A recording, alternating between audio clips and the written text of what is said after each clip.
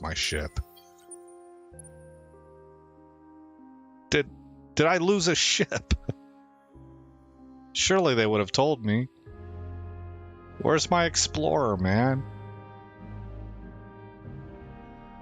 Do I have a way to cycle through my navies?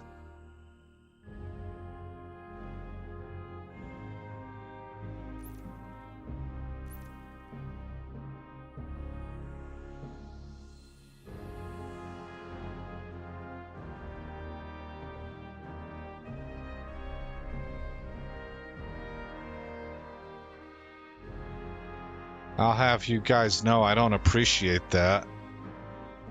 Are they really just on one system? Maybe that's the nature of how their civilization works. I think they're in search of a home world. Unknown Empire. Maybe I'm just locked in here. There he is. Okay. Hey man, can you get the heck out of Dodge? I wish you luck. Hey, just in case, we should fire off these probes, like right now. 1, 2, 3, and 4. That's a tight spectrum. Tight beam alignment. All right, and we'll push to turn 62, and then I think I'm going to save it and call it good. We just completed Astro Finance. Church and State. This is something that's been misunderstood for eons. You are pleased, but not entirely surprised, to discover that one of your colonies has developed a fringe religion in which the central deity is you. Oh, this is like the Roman Empire. You have emperor worship. Though small, it has already drawn a following. One of their more charismatic leaders has publicly asked if you would bless them with an appearance at the inauguration of their newest cathedral. Wow. Meanwhile, others in that system are watching to see what your response will be. We accept, of course. Plus 30% influence on system. Or we could take plus 40% science. It's not really geared for science. So let's go with this one. You haven't visited Bashir in a while. No harm taking in a little adoration while you're at it. Besides, it'll help cement your political influence over the sector. I'm going to go with that. Normally I wouldn't, but I think it makes sense in this case. You discovered the planet Auriga. This garden planet was used as a biological laboratory by the Concrete Endless, with myriad experiments run on both native and alien life forms. Wow. A site of major conflict during the Dust Wars. The environment degraded and the surface of the planet was eventually covered in ice. While there are rumors and expeditions that claim to have uncovered miraculous ruins and the vestiges of great empires, today Auriga is an icy tomb. And we have more population growth and more food development. All right, let's tell everybody to move and check up here. And yes, we were able to go. Okay, good.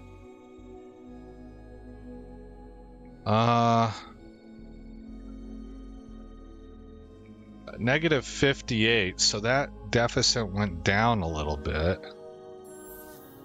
And we are building a navy that is hopefully better able to compete with these brigands that are flying around unopposed in our system. It's completely unacceptable. We're going to want xenotourism here. Plus 3 dust per population on planets with luxury deposits. 1, 2, 3. That's going to be real nice. And plus 1 dust per population on planets in general. So it'll effectively be plus 4 on this one, and this one. And plus 1 on these two. I like it. I like it a lot. Throw that up there.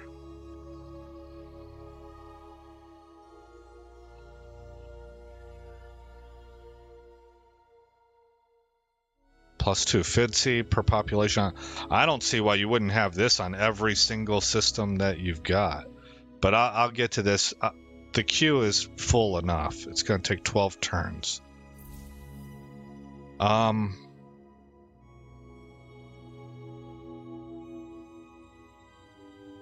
That's probably it. Before, well, let's save it. What's our score? 403 to 409. Hey, we made a big jump. That's not bad. Okay, so save game over ongoing. And then we're going to take a look at like our overall snapshot and then look at the systems also. All right, so we're negative 58 dust per turn. We're working on commercial framework. We're up to 1,400 manpower, gaining 74 a turn, it looks like. We have 3,300. Oh, I forgot. We should use this.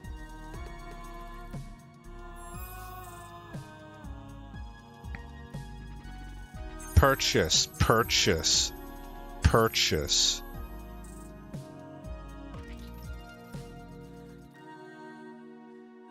That makes me want to go ahead and cycle it forward one turn. New population collection bonus for the Imperials. Okay, we'll take a look at what that means here in just a second.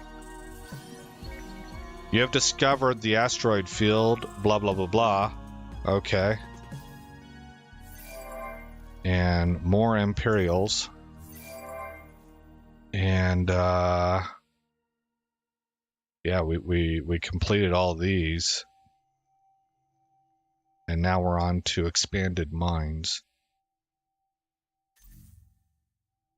I thought I only purchased 3 ships, but apparently I got all of them.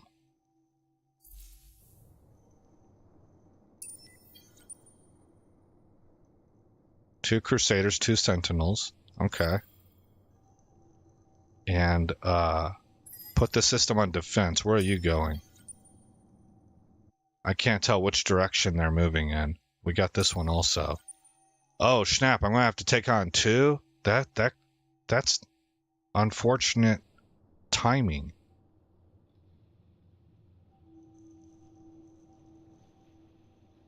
I don't think I want to risk my ships.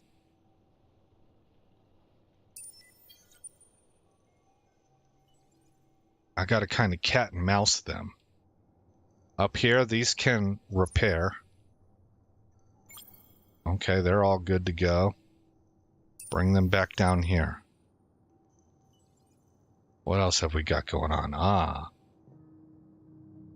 Oh, this has become a pirate system. Place them under siege. They're going to produce a ship in 5 turns. Okay, how fast until this is done? 7 turns. It's taken a while. Pay a whole bunch of dust to make it 5 turns. Maybe not. Maybe be patient because Neg 83.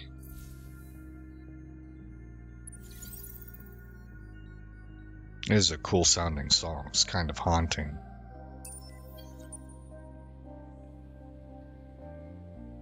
Okay, we're almost ready to do the overview.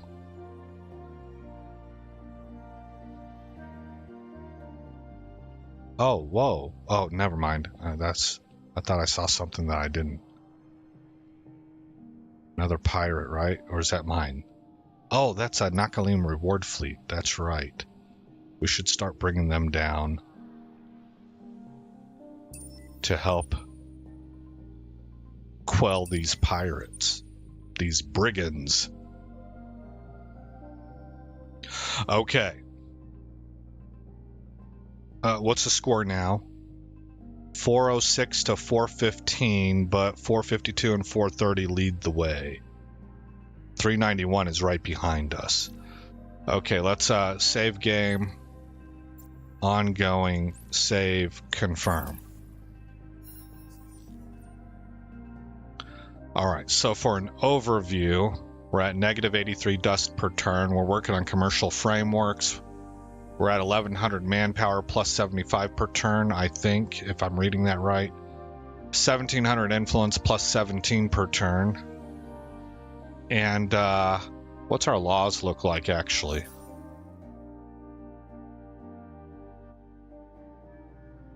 I want to keep this stuff in place until that colony has established itself, and then we'll change some laws. That's part of why we're at neg 83. I took down that super tax. But as a result, what's our population think? Ecstatic. Yep. Ecstatic, ecstatic, ecstatic, ecstatic, ecstatic, and happy. And this isn't, it's not even, it's still an outpost.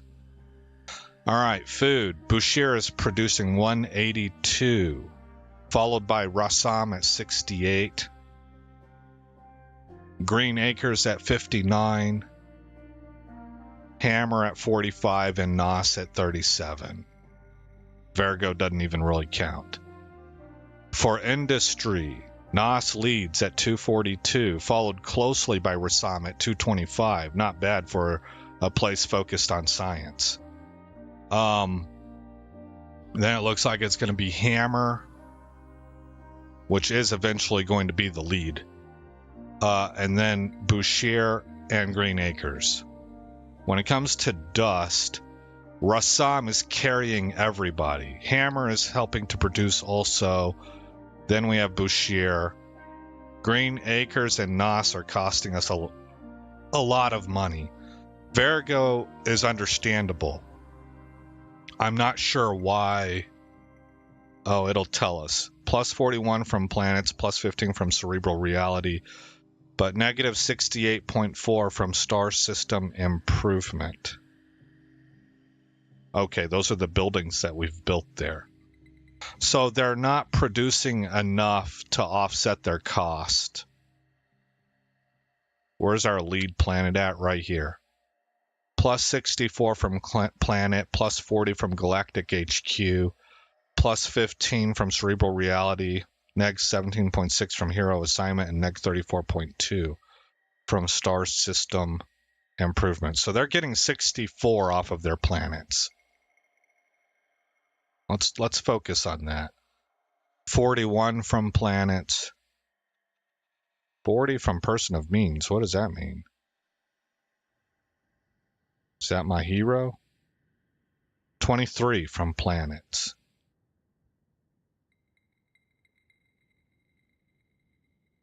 Only 18 from planets here. And Bushir's actually getting 52 from planets. That's a lot. So they're just missing some things. That's actually pretty close to here. They're getting plus 64 from planets, and this is our lead system. We got some other bonuses happening there from Galactic HQ that's pushing them up. Okay. When it comes to science, it is, of course, Rassam in the lead at 249, Nos at 143, Bushir at 99, Green Acres at 54, and Hammer at 51. A lot of resources are coming out of Bushir. Luxury, strategic. These are luxury also. A whole bunch of luxury. That's 11. Huh. Yeah.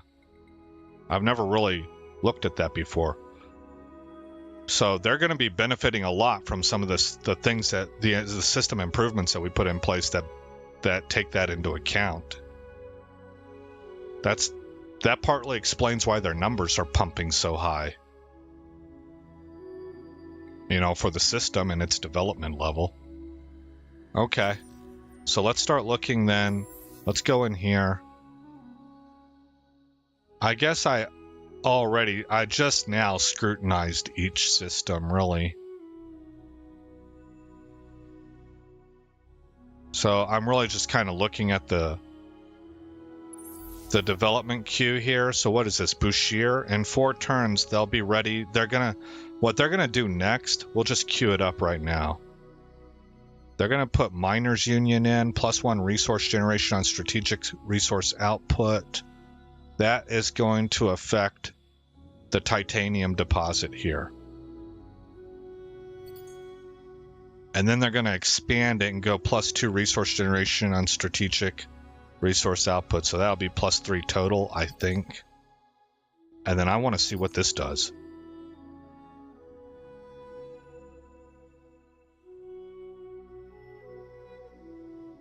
Can only be built once per empire. So I need Dinark University, Dinark. I need this to go onto a system that has enormous population. We're talking a lot of huge planets or something to that effect. This has 4 planets, so I'll have to count up population slots and find out which of my systems has the most, and that's who's going to get the Dinark system improvement, because it's +2 FTSE per population on planets. And it can only be placed once, so it's got to go down on your highest population system. Okay. Next, we have Hammer. And they are working on colonizing their last planet. So this system is not even approaching its ceiling yet. We'll see them really take off in the near future. What do we have for specializations? What's this do? +1 resource generation on resource deposits. Okay. +1. I probably want to look at this on the next. Well, hold on. Sterile. We do have a lot of sterile planets here.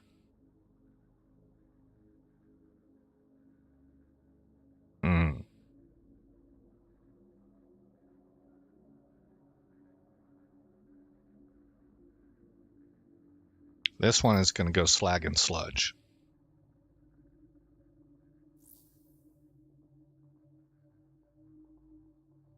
And here we're going to go, I think we're going to go sterile. Why can't this one do, oh, because it doesn't have anything. Okay.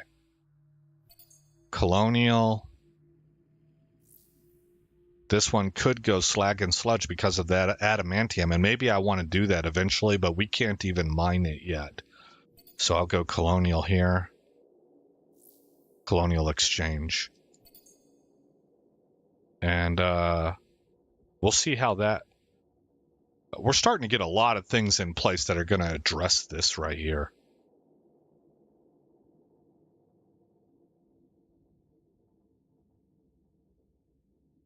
Yeah. Okay. We were on Hammer system. Oh, actually, let's go back to Nas because that's supposed to be dust production as well. Let's see. Gosh, we have so much resource generation, though. That I think I want to go slag and sludge here. On these 3, and then these 2 will be colonial exchange.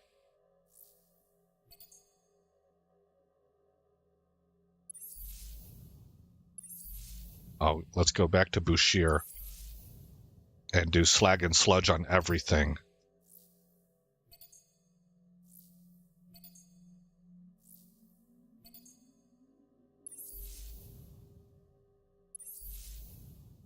Okay, Green Acres. We're going to be building up the food production.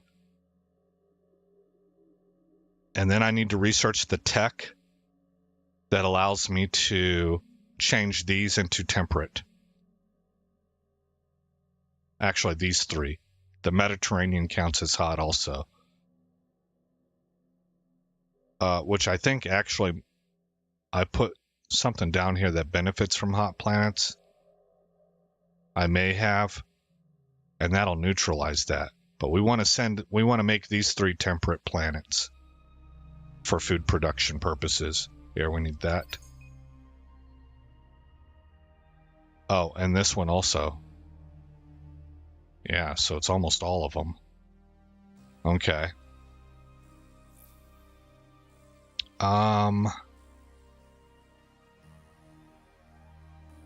Slag and sludge for you. And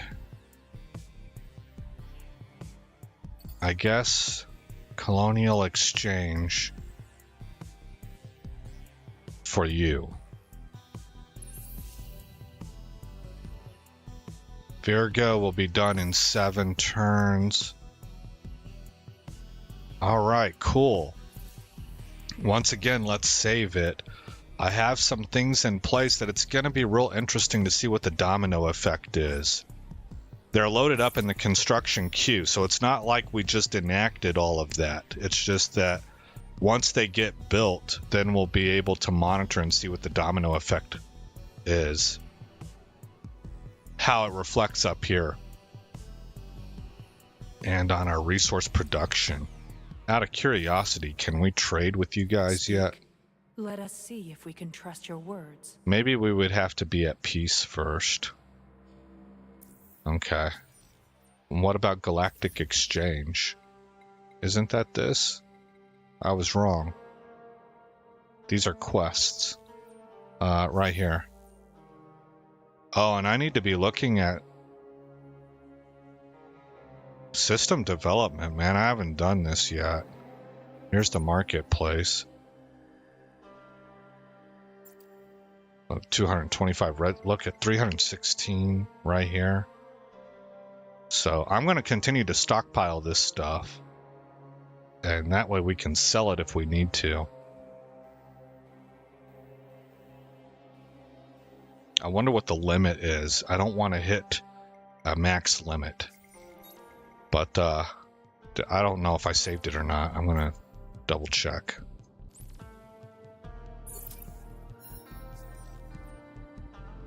All right, guys. That's going to close it out for today.